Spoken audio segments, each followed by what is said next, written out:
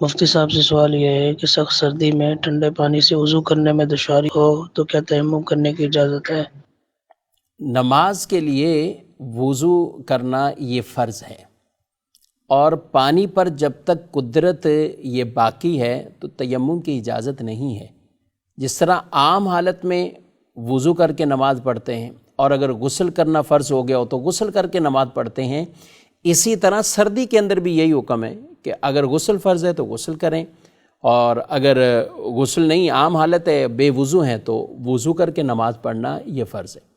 اب اس میں کوئی فرق نہیں پڑے گا اس طور پر کہ یہاں سردی ہے یا پانی ٹھنڈا ہے، صرف اسی وجہ سے کہ سردی ہے ٹھنڈے پانی سے کیسے وضو کریں اور کہیں کہ تیمم کر لیں، اس کی ہرگز اجازت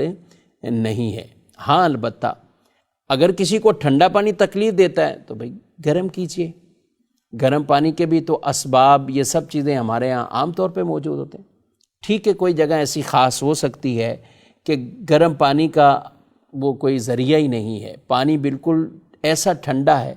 اور پھر اس کی بھی کئی صورتیں فقہاء اعظام نے لکھی ہیں کہ وہ ٹھنڈا پانی ایسا نہیں کہ یک ٹھنڈا پانی استعمال کرتے ہی آدمی کو کوئی ایسی ہلاکت یا اس طرح کا معاملہ ہو جائے گا۔ فرمایا ٹھنڈا پانی ہے، وضو کریں، اگر آپ کے پاس گرم لباس ہے تو اس کے بعد گرم لباس پہن لیں، لحاف ہے، رضائی ہے، اس کو، کمبل ہے، اس کو اوڑھ لیں، اس کے ذریعے سے آپ اپنی طبیعت ٹھیک کر لیتے ہیں، تھوڑی سی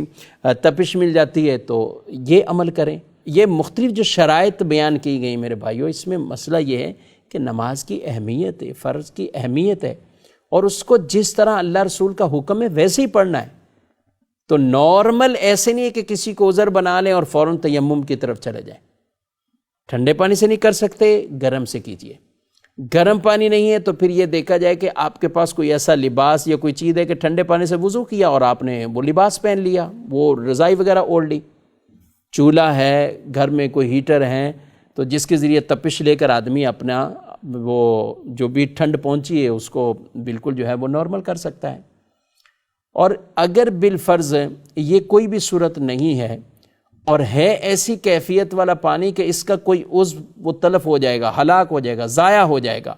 شدید سخت بیمار ہو جائے گا، یا بیمار ہے تو بیماری کے اندر مزید اضافہ ہو جائے گا، یہ ایسی چیزیں ہوتی کہ جن کی وجہ سے پانی استعمال کرنے پر اس کو گویا کہ قدرت نہیں ہے، اب وہ تیمم کا آپشن اس کے لیے آتا ہے۔ لیکن یہ نہیں کہ بقیہ ساری چیزیں چھوڑ دیں، نہ گرم کرنے کی طرف جائیں، نہ وہ ٹھنڈے پانی کے بعد کچھ ایسا بستر یا گرم کپڑے استعمال کرنے سے اپنی طبیعت کو نارمل کیا جا سکتا ہے۔ تو یہ ساری شرطیں اور یہ ساری قیودات، جس طرح یہ مسئلہ ہے اس کے مطابق اس کا خیال رکھ کر، اگر واقعی کسی طرح بھی پانی پر قدرت طاقت کسی کو نہیں ہے تو پھر آپشن دوسرا وہ تیمم کی طرف آئے گا۔ اب اس میں بھی بعض اوقات صبح کا وقت ہے، دوپہر کا وقت ہے، تو بڑا فرق آ جاتا ہے، یعنی ٹائم پیریڈ کے اعتبار سے کس وقت شدت سے سردی ہے اور یہ ساری چیزیں دیگر بھی نہیں پائی جا رہی، پھر تیمم کا مسئلہ آئے گا۔ اسی طرح دوپہر ایسا مسئلہ نہیں ہوتا، یا ٹھنڈے پانی سے وضو کرنے کے بعد یا غسل کرنے کے بعد دھوپ ہے، دھوپ کے اندر بیٹھ جائیں تو بھی اس سے مسئلہ حل ہو سکتا ہے۔ تو المختصر یہ ہے کہ اپنے لیے ایسے اسباب پہلے سے تیار کریں۔ وہ پتہ ہے نماز پڑھنی ہے تو جن کے الحمدللہ جو اہتمام کرتے ہیں تو وہ سخت سردیوں میں سفر کے اندر بھی بڑے ٹھنڈے ٹھنڈے پانیوں سے وہ وضو بھی کر لیتے ہیں۔ قبلہ شیخ طریقت امیر اہل سنت دعوت برکاتہ عالیہ مدنی مذاکروں میں بیان فرما رہے تھے، اور اپنے بغداد شریف کا ایک سفر بیان کر رہے تھے کہ ایسا پانی ٹھنڈا تھا کہ بس جہاں پڑتا تھا پتہ ہی نہیں چلتا تھا کہ یہ عضو بھی گویا کہ سن ہو گیا ہے، یہ ہے بھی یہ ساتھ یا نہیں ہے، یعنی اتنا یخ ٹھنڈا جسے کہیں، اور سردی بھی۔ لیکن فرمایا کہ الحمدللہ سب نے وضو کیے ہیں اور نماز پڑھی، تو تھوڑا سا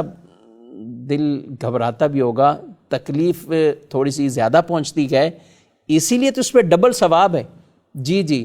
جب وضو کرنا انسان کے لیے تکلیف دہ بن جاتا ہے اور پھر بھی وہ پورا کامل وضو کرتا ہے، اس کو دگنا اللہ اجر عطا فرماتا ہے۔ تو اگر ان احکامات کی اہمیت کا محق ہو،